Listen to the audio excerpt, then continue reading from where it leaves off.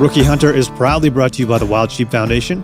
If you'd like to support their mission to put and keep wild sheep on the mountain, you can go to wildsheepfoundation.org to become a member, renew your membership, or become a lifetime member.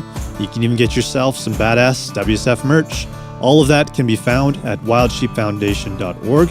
And while you're there, check out Sheep Fever, the official podcast of the Wild Sheep Foundation. Rookie Hunter continues to stay connected with Zoleo.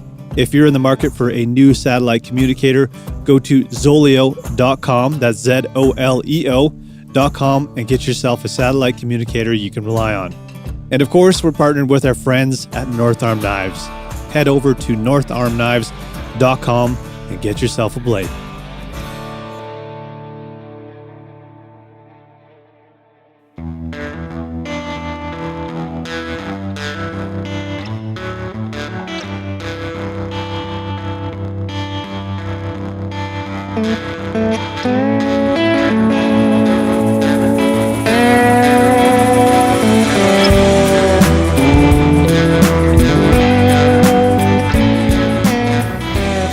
Hey guys, gals, welcome to episode 188.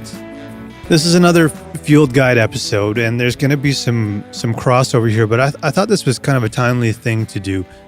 Many episodes back, Kelly and I did a field guide episode together.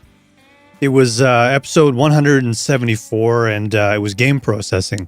So we took you basically, from the field to the butcher and everything in between, but I'm going to focus more on the in-between in this episode.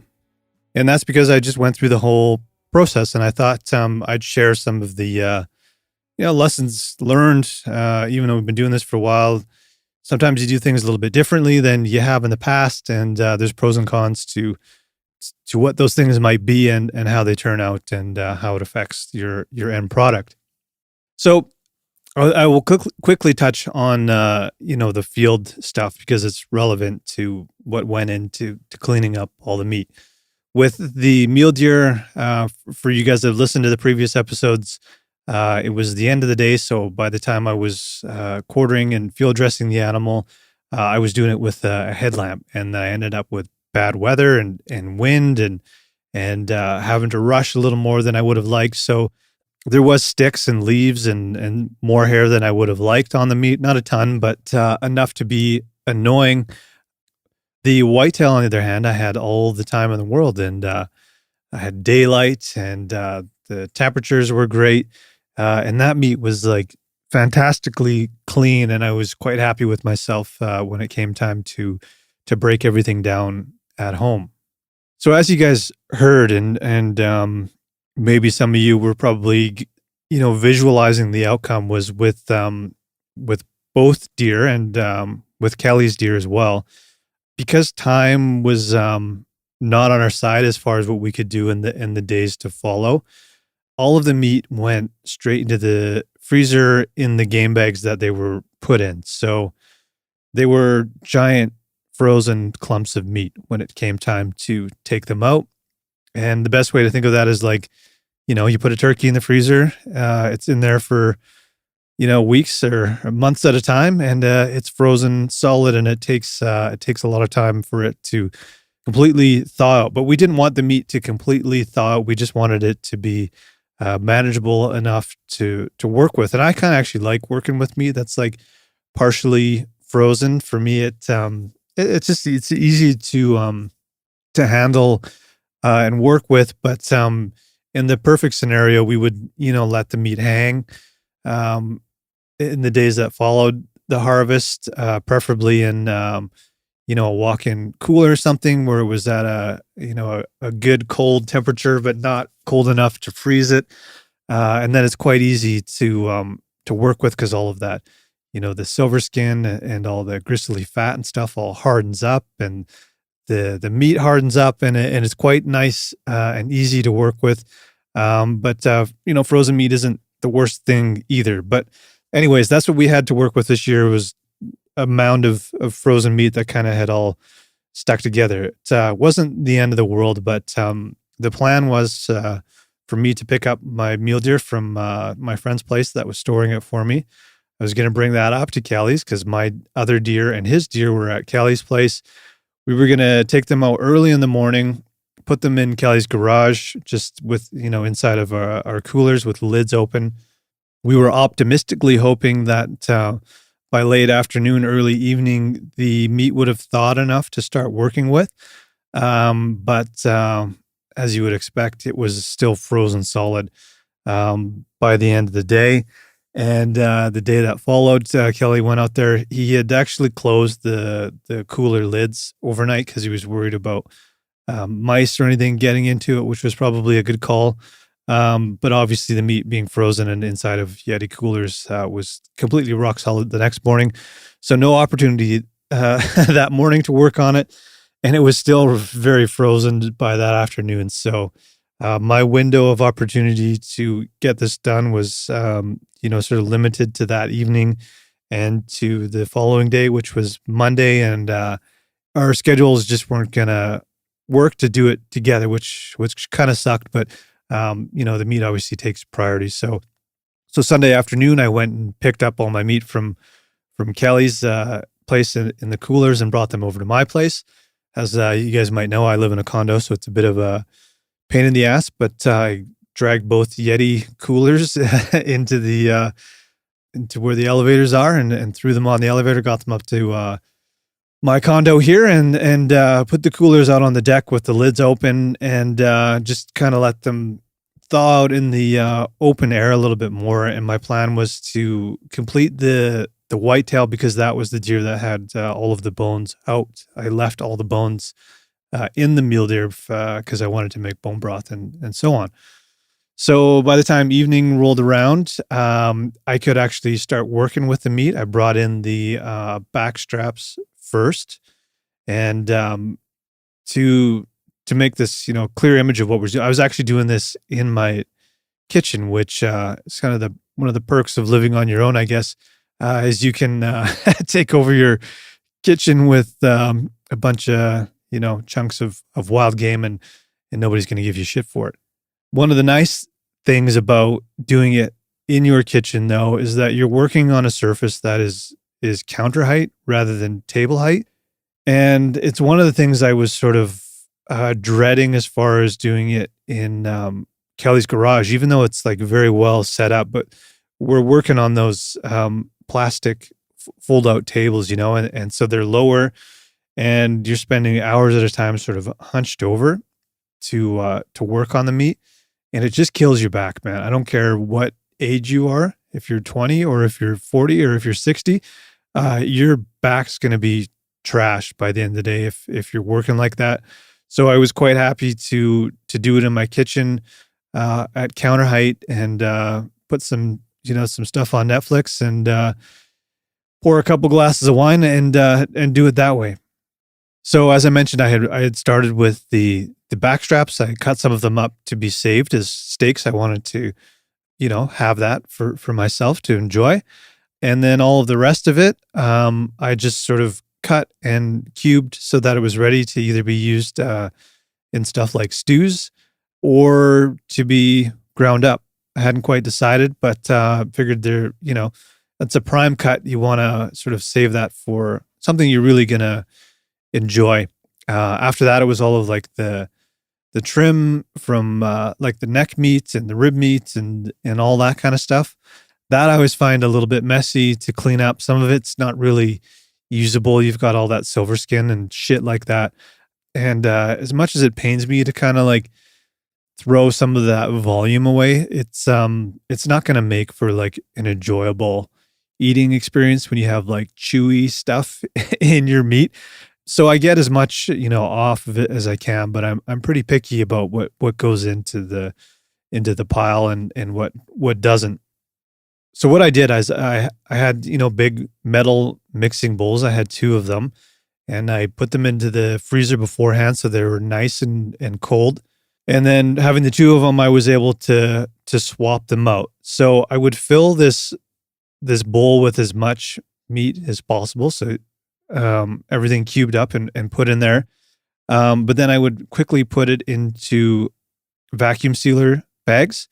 And each bag, there's about like 3-4 pounds of meat in each bag. So not a ton in there. And when I would fill the bowl, I would fill about 3 bags, put those into the freezer just to keep everything maintained at a nice cold temperature. I would clean that bowl because there would be blood and stuff in the bottom by that point. Put it into the freezer, swap it out, grab the one that was still nice and chilled that had been in the freezer for a while, start working on the next batch. And I did this, throughout the evening into the night until the whole white-tailed deer was all cubed up and ready. Every vacuum seal bag was labeled so that I know which cuts were there. If it was, back straps or trim or hindquarters, front quarters, whatever, it's all labeled so that I know exactly what's in what, because I hadn't really decided what I wanted to do quite yet. I wanted to sort of go through the process and find out how much volume, weight-wise, I had with both deer. So anyways, that all went well. I was really happy with how clean I got the meat. Again, it's kind of hard to see your pile of stuff that doesn't make the final cut. But again, it's good to be choosy. It's good to be clean. But by doing it at home too, you also get the luxury of like really doing a good job and getting as much meat off of the deer as possible. Whereas, maybe not always. It depends where you take your meat, but sometimes, a butcher is working against the clock. And if you're just bringing in all of your quarters to them to work with, they might not take the same amount of time and care that you do, which might mean, could mean a little less meat in your final product, or it might mean that there's things that got into the meat that you would have taken out yourself because you had the luxury of time to do it. Again, it depends on the butcher. Some guys are really great. Some guys might be careless. You just don't know until you've got a good reputation with a good butcher, but it's something that I like to do myself. And, you show up at the butcher with nice, clean, cubed meat that's ready to be ground. I'm sure that's going to save you some money. In the end, they're going to appreciate it. They don't want to be cleaning hair and fat and all this shit out of your meat. So it's just a good thing to do if you're comfortable doing it and if you have the time to do it yourself. So that deer was all done, vacuum sealed, all stacked up nicely in the freezer. It was looking really good the next day because that ate up my whole evening just doing the whitetail. In the morning, I started with the mule deer, which had all the bones in, and it was still very, very frozen, but again, enough to work with. And I just started bringing it in same way I did with the mule deer, just bit by bit, cutting it all up, getting it off the bone into freezer bags. And then I had all of the bones, which I wrapped up in saran wrap and put those into the freezer. I'm just going to cut them into smaller pieces, probably in half with a hacksaw. And I'm going to make Hank Shaw's bone broth recipe. I think that's the one I did the last time I made broth, and it's pretty simple and easy to do. It kind of involves letting it simmer overnight. And I do remember the last time I did that, the whole house reeked like broth while I was sleeping, and for the next few days that followed. But it was well worth it. So that's what I'm going to do with all the bones. And I determined with all the meat that I have, when it's all said and done, I'm going to have about 100 pounds of meat from the 2 deer that I harvested, which is great. They weren't monster deer, but that's a lot of meat for one guy. I'm going to quite happily share a lot of this stuff. So what I'm thinking I'm going to do with it is all of the mule deer minus some of the back straps and stuff that I saved just to eat that way are going to be ground up and used for pepperoni. I think I'm going to do like a spicy pepperoni, and I'm hoping that I can do a chorizo sausage because the place that I go to makes a really, really good chorizo. So I need to stop by there and find out if that's something they can do. If not, they make this red wine smoky that is fantastic. So I think I'll do that. One of the nice things about getting these types of things made is that they're great things to share with people. They're like a very approachable thing for the average person to try and to consume and most importantly, enjoy. For the whitetail, I don't know if this is true, but there's the thought out there that whitetail meat has a cleaner taste. It's not like, cleaner is probably not the right word, but a cleaner taste than mule deer. Maybe mule deer might be more on what people would say the gamey side might be. But I do remember the whitetail doe that I had harvested, my first ever deer, was some of the best meat that I had ever had. So because I've had a lot of mule deer meat in the past, and I've experienced it, I know what it's like.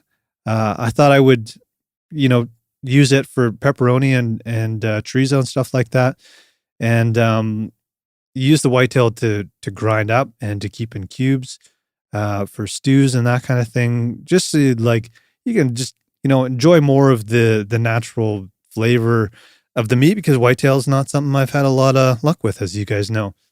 One thing to note is that the butcher that I work with, and I'm sure this is the same for most butchers, is they have a 20-pound minimum for each batch of what you want to do. So if you want to do pepperoni, for example, you have to have at least 20 pounds of meat to do one batch of pepperoni. You can do 22 pounds, 30 pounds, 36 pounds, whatever you want to do of pepperoni, but you have to have at least 20 pounds of meat to do that. So I've got enough meat to do two separate batches of two different things, which is fantastic for the mule deer. And then I'm going to probably grind the majority of the whitetail and save, maybe a third of it just cubed up to be used for whatever I decide to do. Nice to just sort of have that on the back burner. I can do whatever I want with it. But that's the plan. And I'm going to have about 100 pounds of meat all said and done. And then for those of you that aren't aware, when you're having stuff made or when you're grinding stuff up, you do add fat back into your meat. It's kind of what gives it some flavor. It's nice because it gives it a little extra volume too. And you usually go for anywhere from adding back in like anywhere from 10 to 20%. I'm probably going to go more towards 20 because it is a very lean meat, but I'm going to go talk to my butcher, find out what percentage they prefer for pepperoni and for chorizo. And I've got a contact here in Kelowna that can get me really, really good fat back from a local farm. Call it an ethical farm. You guys probably rolling your eyes at that, but that's what they call it. They're raised without all of the bullshit you get from grocery store meat. That's the last thing I want to do when I've taken all of this care and put all this work into getting really clean meat. I'm not going to put in some shitty pork fat or pork meat that is going to introduce all the things that I don't want to be putting into my body. So that's my preference. I'm not judging anyone that doesn't care about what kind of fat they put in. But I've had pork chops and stuff from this particular farm and this particular butcher, and it's absolutely incredible. It's completely comparable to the pigs that I had sort of helped raised and butchered. We did a whole episode on that many years ago, but some of the best pork meat I'd ever had, and this stuff is just as good. So I'm quite happy to purchase all the fat back through them and put that back into my meat. So that's the plan. I'm really very happy with how everything turned out, even though I'm not going to throw everything in the freezer like we did this year. It just kind of made it a pain in the ass and kind of screwed us on timing, and we were able to hang out and do it together, which is part of the fun, to have some beers and hang out and put some tunes on. But I did buy a little freezer for my place here, and it fit perfectly into my closet in the entryway. I had to pull the doors and shit off to get it in there. But it's a good size for an apartment dweller like myself. And it's, what the hell did they call it?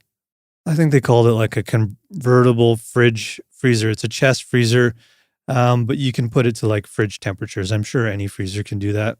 I don't really know. But that kind of got me thinking, next year, if I'm in the same situation where I can't work on a deer right away and I don't have, a walk-in fridge that I can take it to let it hang for a week or whatever, I can, this freezer is going to be dedicated to wild game. It's what I bought it for, and that's what I'm going to use it for.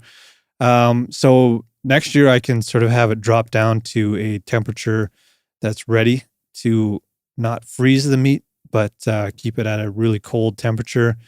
Let it kind of age in there a little bit, and then I'll be able to pull it out when I'm ready to work on it and not have to deal with waiting for 2 days with frozen solid meat. Kind of dumb in the end, but I mean, that's just the scenario that we're in and what we had to deal with. So there you go. That's been the process. It was a ton of work. You always forget. You always think, oh yeah, I can knock this out in a couple hours. No, it takes longer than that, especially by yourself. So I will keep you guys posted on the end product. I'm very, very excited. I have to go, visit the butcher first, find out what I need for fat, get the fat, and then bring everything down, drop it off, and wait for it to be done. So probably be a few weeks before I get any of it back, but very excited, and I'll fill you guys in. And again, man, like the most exciting thing for me too is just being able to share this with friends and family, and get back into cooking a little more. It just motivates me to try new things, and yeah, very exciting. Bone broth will be happening in the next week or two here. So anyways, I hope you guys are having a fantastic season. We've heard from some of you on the gram, and I've seen some of the comments you guys are leaving in Spotify. Keep those coming, man. I really like hearing success stories from you guys, or even failures or whatever. We've been through all the ups and downs too, and it's great to hear from you guys. So keep in touch. You can always write us an email to info@therookihunter.com. I've got some interviews lined up for the next few weeks here. It's been a while since I've talked to people outside of myself and Garrett and Kelly. So it'll be nice to get some guests on here. So look forward to that. Anyways, guys, we'll talk to you soon. Cheers.